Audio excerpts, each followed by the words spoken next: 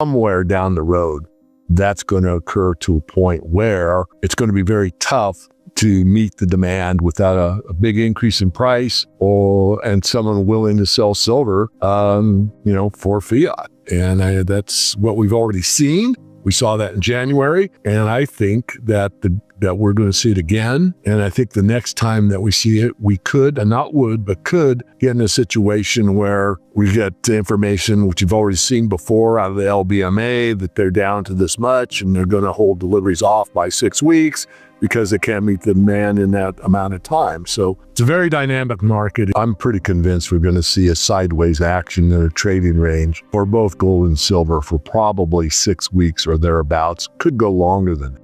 Yeah, well, what's very interesting is, the amount of deliveries. And this is talked about almost ad nauseum, and especially in the last couple of years. I mean, people such as myself and Ed Steer and Ted Butler, some of, let's say, the early silver people, have looked at this, on the delivery month over and over and over again. And even though there's massive amounts of deliveries, especially in the last year, the amount of inventory varies very little. Going past the last 4 years, we basically have a in and out, in and out, in and out, but basically pretty darn flat as the amount of physical silver. And the reason for that is that a lot of the deliveries are bank to bank. So the silver actually sits in the warehouse, but the new owner is holding that in the same warehouse. So for example, you could see a pallet full of commercial bars, and it says JPM for JP Morgan. And then after the delivery month, JP Morgan is delivered to HSBC. So the tag that says JPM gets pulled off that pallet, and the sticker that says HSBC gets thrown on there. And that's almost literally what happens. Now, not in every case, of course. But what we're primarily interested in is how much silver comes off or out of the COMEX warehouse. And so what we could see in 2025 is we had this huge influx of silver coming in to the COMEX warehouses. We call them vaults, that's what they are. And we saw that rapid increase. Now, some say it was tariffs, some say it wasn't. I'll just say facts are facts. We got an increase in inventory regardless of the reason why. And then it flattened out, and that same amount of inventory basically left the COMEX warehouse for kind of an in, leveling, and an out. And basically back to the starting point where we started in 2025. So we're slightly below that. But what is important, and I think Andy Schechtman has made a point out of this, that in the last few months, we've seen a rapid outflow from the COMEX warehouses to wherever it's flowing.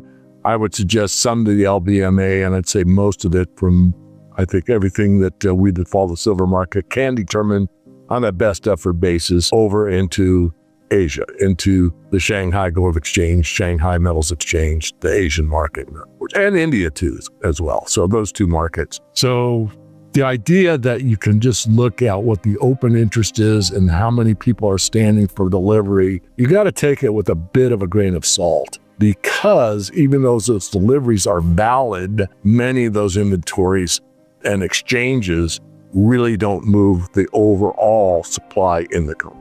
That's my point. I think we are. I mean, if you go back and look at, some of my earlier work, I have made the proposition that at some point where there's a very strong demand that might not be met or delayed or that type of thing. And we have already seen that occur a few times. I mean, Andy Schechtman of Miles Franklin has talked about a point in the retail market where he could basically not find any silver for retail products, and that I turned him on to an outfit that was in the industrial side called Pyromet. And Pyromet was making 100-ounce bars that were not the best looking bars ever, but that was, I think, if I recall correctly, about all he could source for a while as far as silver product. Now that subsided over time, but we've also seen on the commercial bar side. I remember, I think it was the second tranche that Sprott Asset Management bought for the PSLV. And if I recall correctly, it was 22 million ounces, I believe correctly. And the silver was delayed. Not by a lot, by a few weeks, but nonetheless, the demand delivery date was not met. A lot of it was, but there was still, I forget how much, 5% or so that had not met the delivery date. They came in, and so I got pretty excited. They're very short on commercial bars, which is really the silver market. I mean, retail is very important, but it's a derivatives market based on commercial bars. So that's what I focus on. I focus on everything, but that's the one that really see what would occur as far as a quick movement or a quick adjustment in price.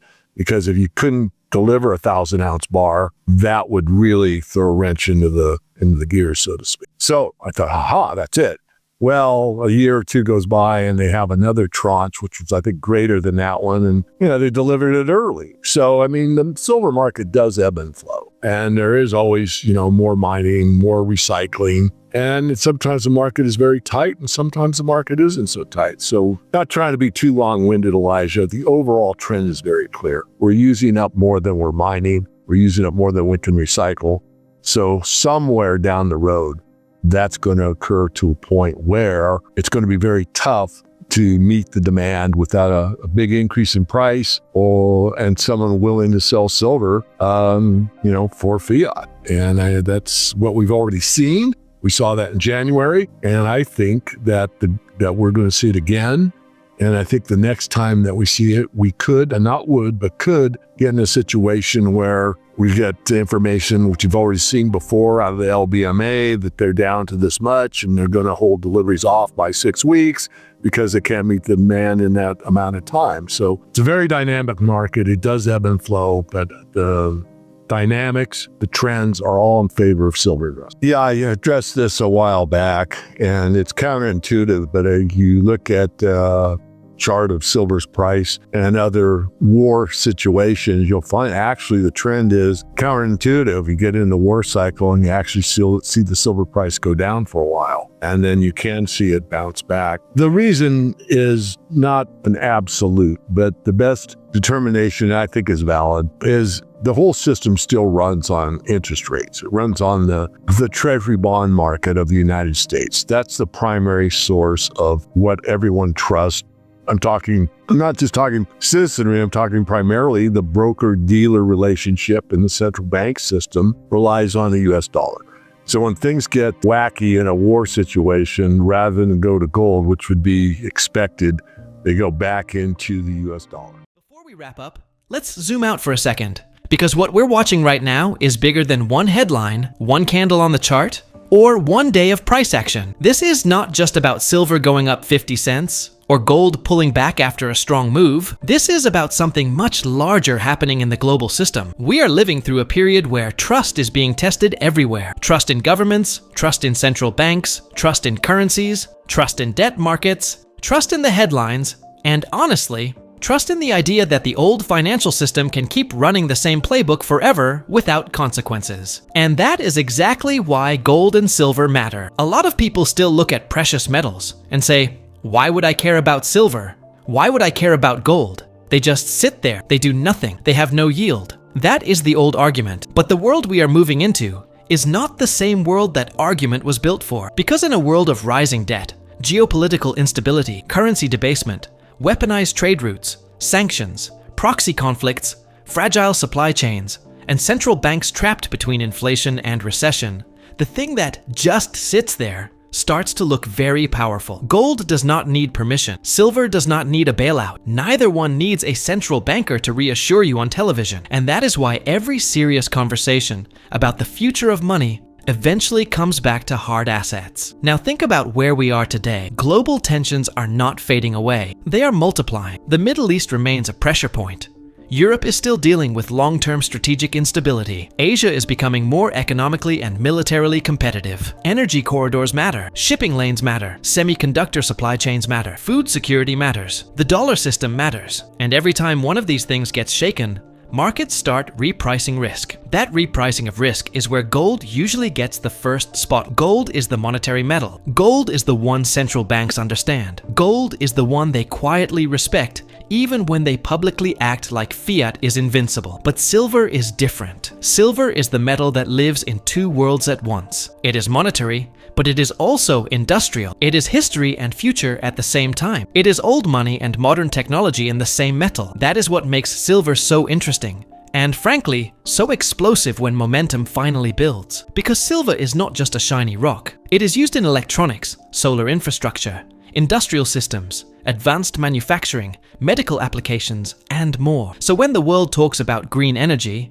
electrification, reindustrialization, military tech, grid expansion, AI hardware, and supply chain security, silver is sitting right in the middle of all of it. That is why silver bulls never really go away. They may get mocked, they may get early timing wrong, they may have to sit through painful consolidation, but the core thesis keeps coming back because the metal keeps mattering. And let's be honest, silver has a personality that gold does not. Gold moves like a king. Silver moves like it just drank 3 espressos and saw a breaking news alert. Silver is calm until it isn't. That is why silver drives people crazy. It can look asleep for weeks, and then suddenly it moves like the market remembered all at once that above ground supplies are tight. Demand is real, and the paper game only works until confidence starts slipping. That is the part many casual viewers miss. Most people only become interested in silver after it already made the move, after the breakout, after the headlines, after the FOMO starts, after the mainstream financial channels begin pretending they always understood the story. But real positioning usually happens when nobody is excited, when the comments are quiet, when the chart looks boring, when everyone is distracted by the next hot trade. That is how these markets work. And the geopolitical side only makes this more important. Every new conflict,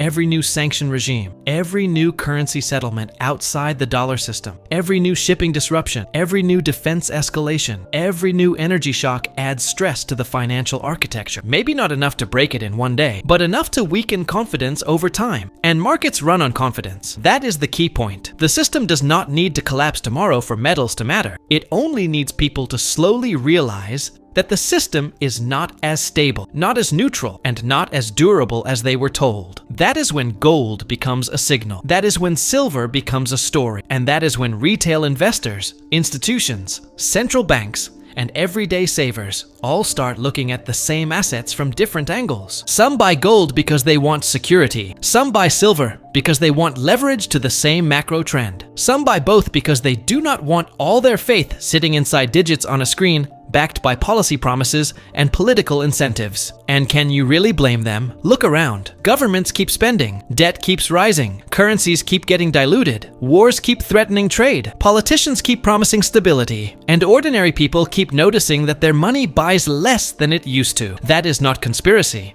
That is lived reality. This is why gold and silver are not just investments to many people. They are a response, a hedge, a form of skepticism, a statement that says, I do not fully trust the system, and I want something outside of it. Now, does that mean metals only go up? No. Does that mean silver cannot be volatile? Of course it can. Does that mean gold cannot correct? Absolutely not. But zoomed out, the bigger picture is what matters. Precious metals do not need perfect conditions.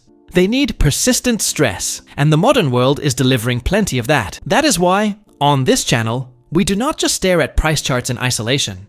We connect the dots, because silver is not trading in a vacuum. Gold is not moving in a vacuum. Markets are reacting to debt, diplomacy, war risk, central bank behavior, inflation expectations, real yields, industrial demand, and public psychology all at once. That is why one random headline can move these markets. That is why one central bank statement can change momentum. That is why one geopolitical flare-up can turn boring metals into the most interesting corner of the market overnight. And this is where the memes almost write themselves. One day the mainstream says, nobody needs gold anymore. Next week, central banks are stacking it. One day people laugh at silver holders.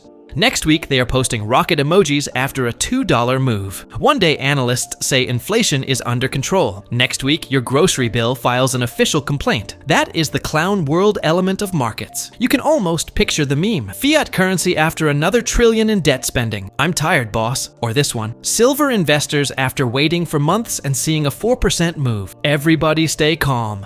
Everybody stay calm. Or the classic energy of the metals crowd. They called me crazy at 22 silver. They called me lucky at 32 silver. They called me again at 40 asking what to buy. That is the emotional cycle in a nutshell. And if you want a few tweet-style lines to flash on screen during this segment, here are some that fit perfectly. Gold is not chasing the news. It is pricing the loss of trust. Silver is what happens when monetary anxiety meets industrial reality. Every empire prints. Every market pretends. Gold remembers. Paper promises are infinite. Real metal is not. Geopolitics is bullish for uncertainty. Uncertainty is bullish for hard assets. Central banks buy gold while telling you everything is fine. That should tell you enough. Silver does not move when people are comfortable. It moves when comfort breaks.